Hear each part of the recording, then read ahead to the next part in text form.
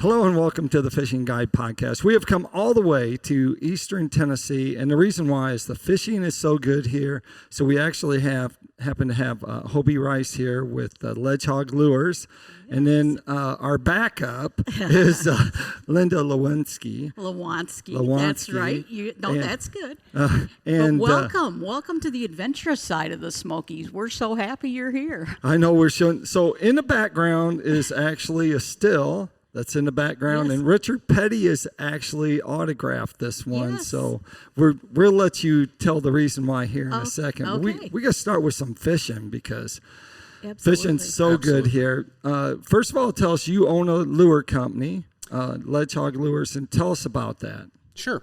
I'm Hobie Rice with Ledge Hog Fishing Supply, and we manufacture baits mainly for tournament bass fishing, and we actually sponsor, Elite Series anglers.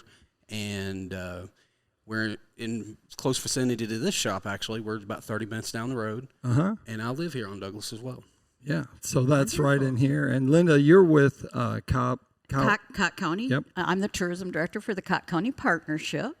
And, of course, Cocke County, adventure side of the Smokies. Right.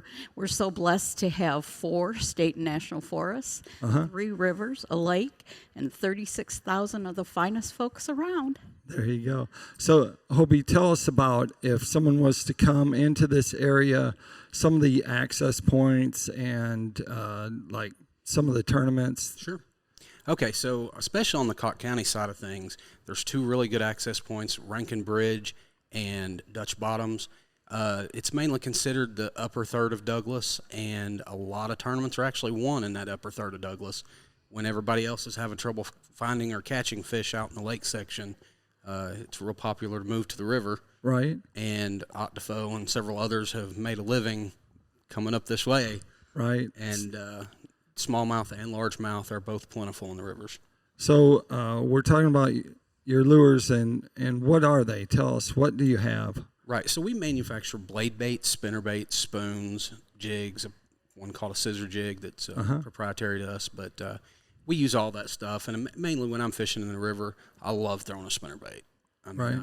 Spinner bait and buzz bait in the river are 2 of my very favorite things to do. Tell me what a spinner bait is. That spin? Sure. So it's got a lead body that kills it and makes it kind of the shape of a minnow.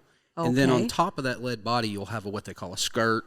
And some people even top that off by adding something behind it, like a rubber minnow or some kind of other presentation to make it either look like a fish or a frog or something like that. Cool. And then it has a metal blade on it that spins, and as it catches the light, it pulsates kind of, and it also creates vibration in the water that the fish use. That's one of their senses, is that they have a lateral line on them that is very sensitive to any movement in the water. So a spinner bait's actually a triple threat. It's got a good presentation sight-wise, a little bit sound-wise, and then that lateral line. Yep. And you have pretty heavy spinner baits too. We do. We go all the way up to 2.5 ounces. Right. People think they're musky lures, but we're actually still just fishing for the big old bass on Douglas with them. But yeah. Because fishing here on Douglas Reservoir, you can do that year round. Absolutely. And one of your lures kind of made for that, right? Right. The lure that started it all is our blade bait, and we built that to fish on the ledges. Actually, in the summertime, though, which most people think of a blade bait in the wintertime, right. We built ours to get down to the 30, 35-foot range, which is hard to get with a crankbait, right. And you're not in the strike zone very long with a crankbait there. We wanted something we could fish in that zone and keep it in that zone, and it turned out that it was winning a lot of tournaments, and next thing you know, we've got a full lineup of other baits as well. Yeah. The blade bait is what started it for us. Yep. So bait shops, you have them here? There are several. Bucks and Bass is probably one of the premier bass destination sporting goods shops, and he's got a full selection of our stuff as well as everything else that someone needs for a tournament.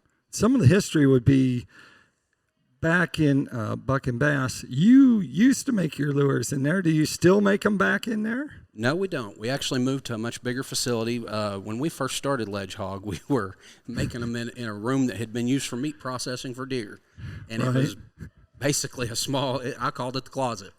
And the gentleman and I that started this company, he asked me one day, "Can you think you could make a big blade bait?" I said, "Sure." I went to my garage. I cut one with 10 snips and poured some lead on it, and next thing you know, we're making baits. Wow. There you go. So it was born here on Douglas, and yeah, bait shops. So do you know you have some bait shops in the area here of the I county? don't think so. I think that you've probably covered the closest ones. Yeah. Most of the actual tackle shops, like you think about, there are some fly and some guys that tie flies up in this area that sell them out through here. But yes, in fact, I've got a little a bunch of tied ones that I have in my office. But I'm thinking that I know enough to be dangerous now. Well, you might by the time you get done. No, yeah, maybe not.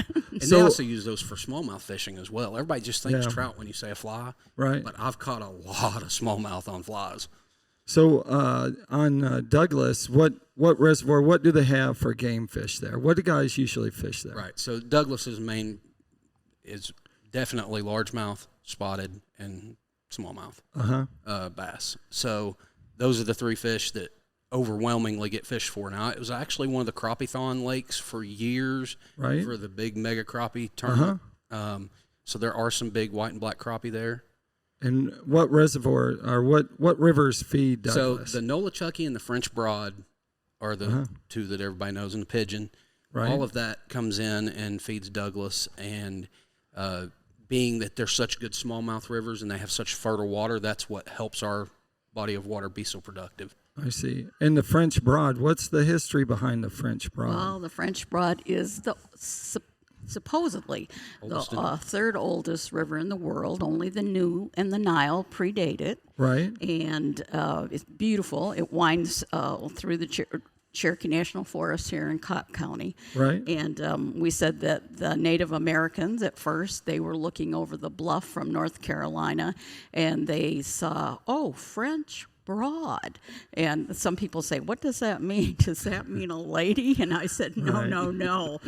They saw that the river went through the French settlement and that it was very wide. Right. So that's kind of the history, but I wanted to just play up a little bit on Rankin. Not only is the fishing great, but Rankin, where the three rivers converge, that has been named by the Audubon Society as an important birding area. So we have lots of birders that come here, and lots of birds are feathered visitors that stop at Rankin on their way south. Yep. So how far up the river can you go fishing? Before you have to be out to Defoe and you have to have like a jet boat. Well, so Rankin Bridge is really the furthest that most people go in a fiberglass boat with any kind of drawdown at all. With full pull, you can get a good ways past Rankin Bridge if you're careful. But from Rankin down, Rankin to Dutch Bottoms is actually phenomenal fishing if you're into that river style, fishing some current, finding vegetation. And fishing all your typical river scenarios, that's the best section. And so people up that way, what's the access to somewhere near the confluence? Okay, so Dutch Bottoms is going to be your best as far as easiest to get in and out of, multiple slips. And you can do that with a big boat? Yeah, it's big boat capable for sure. Rankin Bridge, that's a little bit less improved boat ramp than the one at Dutch Bottoms, but it still provides access, especially most of your aluminum boat guys are going to go there. And that's a very scenic ride because you go right by the coal tipple, and that's been named a historic spot right there. So it actually was a lead mining area and then a coal, all the railroad stuff that came through there. So you'll go around Leadville and come around to Rankin from that side of the river, and where you're putting in on at Dutch Bottoms, you're on the other side, so I see. It makes it convenient, especially from the Newport side of things. I would think Dutch Bottoms would get 90% of that traffic. Walters Bridge, is that right? Yeah. Who controls the waterway? It's all still TVA. TVA. Yep. So talk about the drawdown, and then in the spring where they raise it back up. So Douglas has a very, very large drawdown. They do over 60 feet per year. Wow. Yeah. So when we tell people that fishing on Douglas is one of the different lakes in the country, it really is, because our fish don't live as shallow as a typical lake's fish. Where they have such a big drawdown, I believe they find structure that's a lot deeper that they can kind of relate to more of the year. Right. And then when the water comes up, they're still relating to that structure. So they don't move up as far as like on Loudon or Tellico that doesn't fluctuate but 6 feet. Right. River traffic, they've got barge traffic and stuff. So since it's a waterway that has to have traffic on it, they don't fluctuate it. But this reservoir is for, power and maintaining the waterways on Loudon and Tellico. So I see. They have a steep drop. Yeah, and just because I'm on the board of Keep Cocke County Beautiful, we have an annual cleanup at Douglas. Yeah. So when the water is out, we're out there cleaning up. Yep. And below Douglas, is there fishing below Douglas? Yes, and there's more birding park opportunities. Yes. There's Seven Island Birding Park, which is just below Douglas Dam. So if you are into that, the Audubon people are going to definitely have lots to do in this pretty small section. You don't have to travel very far at all to visit both those sites. Would be within 45 minutes. Yes. Yep. So if you had to pick one of your lures to go fishing, wow. What one lure would you take, and which one are you giving me? Well, so you can take a different one, but you have to give me one too. Well, for free.